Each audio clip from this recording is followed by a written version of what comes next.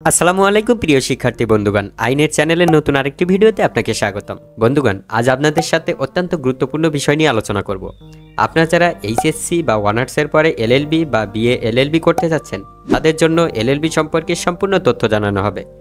আশা করি এই একটি ভিডিওর মাধ্যমে আপনি এলএলবি সম্পর্কে পূর্ণ একটি ধারণা পেয়ে যাবেন। অন্য কোনো ভিডিও বা তথ্য সংগ্রহের প্রয়োজন পড়বে না। যা যা থাকছে এই ভিডিওতে: BA LLB full form, eligible criteria, admission procedure, course duration, fees, subject, exam pattern, job profile, salary after LLB course সমস্ত কিছু আলোচনা করব। আপনারা যারা এইচএসসি দিয়েছেন বা অনার্স শেষ করেছেন, এখন এলএলবি নিয়ে পড়তে চাচ্ছেন, তারা সম্পূর্ণ ভিডিওটি দেখুন, তাহলে পূর্ণ ধারণা পেয়ে যাবেন। তো সবার প্রথমে আমি বিএ এলএলবি নিয়ে আলোচনা করব, কারণ অধিকাংশ স্টুডেন্টরা এইচএসসির পরেই বিএ এলএলবি নিয়ে পড়তে চান। তো চলুন শুরু করা যাক। বিএ এলএলবি এর ফুল ফর্ম কি? বিএ মানে আপনারা সকলেই জানেন ব্যাচেলর অফ আর্টস, আর এলএলবি মানে bachelor of logistic law. Eligible criteria: কারা এই কোর্সে ভর্তি হতে পারবেন? আর্টসের স্টুডেন্ট, নাকি কমার্সের, নাকি সায়েন্সের? দেখুন, এর আগেও আমি আমার আগের ভিডিওগুলোতে অনেকবার উল্লেখ করেছি, তারপরেও বলছি, এখানে কোনো গ্রুপ ম্যান্ডেটরি না। আপনি এইচএসসি বা অনার্সের পরে যে কোনো গ্রুপ থেকে করতে পারবেন। তবে মনে রাখবেন, এলএলবি কোর্স করতে হলে এইচএসসি বা অনার্সে সর্বনিম্ন 40 থেকে 50% নম্বর পেতে হবে। এজ লিমিট: এখানে কোনো এজ লিমিট নেই। আপনার পড়ার যদি গ্যাপ থাকে তারপরেও করতে পারবেন এই কোর্স। হ্যাঁ, তবে কিছু কিছু ইউনিভার্সিটি রয়েছে যেখানে 22 বছর বা 23 বছরের পরে আর অ্যাডমিশন নিতে দেয় না। তবে ম্যাক্সিমাম যে ইউনিভার্সিটিগুলো রয়েছে সেখানে কোনো এজ লিমিট নেই।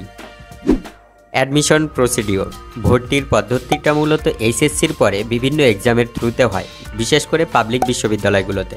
আর যদি সরকারি কলেজের ক্ষেত্রে আসি, তাহলে আপনাকে মেরিট লিস্টের মাধ্যমে ভর্তি হতে হবে। আর এটি হয় এই প্রতিষ্ঠানগুলো যখন অ্যাডমিশন সার্কুলার দেয় তখন থেকে। তবে অবশ্যই মনে রাখতে হবে যে সরকারি কলেজে পড়তে হলে অবশ্যই আপনাকে অনার্স পাস করতে হবে। যদি এইচএসসির পরে পড়তে চান তাহলে পাবলিকে পড়তে হবে। আর প্রাইভেটের ক্ষেত্রে আসলে আপনি যখন তখন ভর্তি হতে পারবেন, অবশ্যই ভর্তি সার্কুলার প্রদানপূর্বক। তো যাই হোক, এখন আসুন কোর্স ডিউরেশন নিয়ে আলোচনা করা যাক।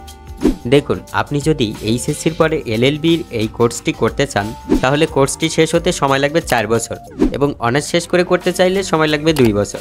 প্রাইভেটের ক্ষেত্রেও সেম, তবে প্রাইভেটে একটু বেশি টাইম লাগতেও পারে। সেটি ডিপেন্ড করবে আপনি কোন প্রতিষ্ঠানে ভর্তি হচ্ছেন সেটির উপরে।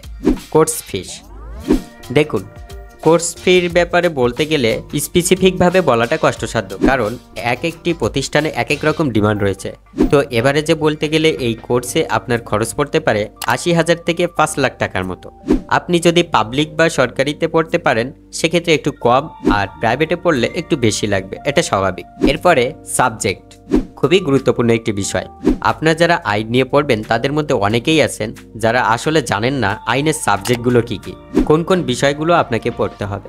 Jurisprudence, legal system of Bangladesh, freshman orientation, registration and court fees act, legal history, law of contract, Muslim law, constitutional law of Bangladesh, government and politics, law of agency, constitutional law of UK and USA, Hindu law, law of torts, law of taxation, law of equity and trust, labor and industrial law, land laws of Bangladesh, law of evidence, public international law, law of crimes, company law, mercantile law, law of transfer of property, specific relief act and law of limitation, interpretation of statutes and general clauses act, jurisdiction in international law, intellectual property law, criminology and law of cyber crimes, Civil Procedure Code 1, Law of Criminal Procedure 1,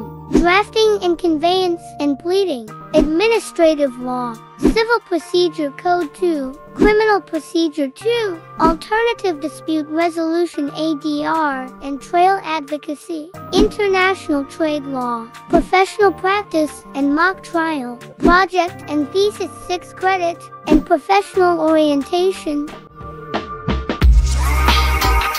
job profile: এখন আসুন আপনি LLB করার পরে কোন কোন চাকরিগুলো করতে পারবেন সেটি জানি। দেখুন, আপনি 6 মাস শিক্ষানিবেশ আইনজীবী থাকাকালীন ইনকাম স্টার্ট করতে পারবেন।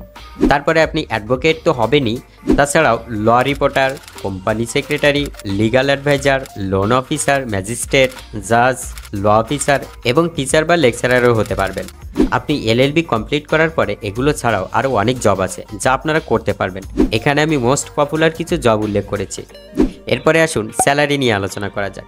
আপনারা অনেকেই জানতে চান যে আফটার LLB আমাদের স্যালারি কেমন হতে পারে, আর এটা জানার ইচ্ছা প্রকাশ করাটা স্বাভাবিক, সকলেরই থাকে এই ইচ্ছাটা। দেখুন, আপনি LLB শেষ করার পরে কোন ক্যাটাগরির জব করবেন সেটির উপরে আসলে স্যালারিটা ডিপেন্ড করবে। তারপরেও আনুমানিক সর্বনিম্ন 20,000 থেকে 1 লাখ পর্যন্ত ইনকাম জেনারেট করতে পারবেন। তো যাই হোক বন্ধুগণ, আশা করি আপনারা পুরো বিষয়গুলো বুঝতে পেরেছেন। এরপরেও যদি কোনো কিছু জানার থাকে তাহলে অবশ্যই কমেন্ট করে জানাতে ভুলবেন না। আজকের ভিডিও এই পর্যন্তই, অপেক্ষা করুন পরবর্তী ভিডিও অবধি। ততক্ষণ ভালো থাকুন, সুস্থ থাকুন, আল্লাহ হাফেজ।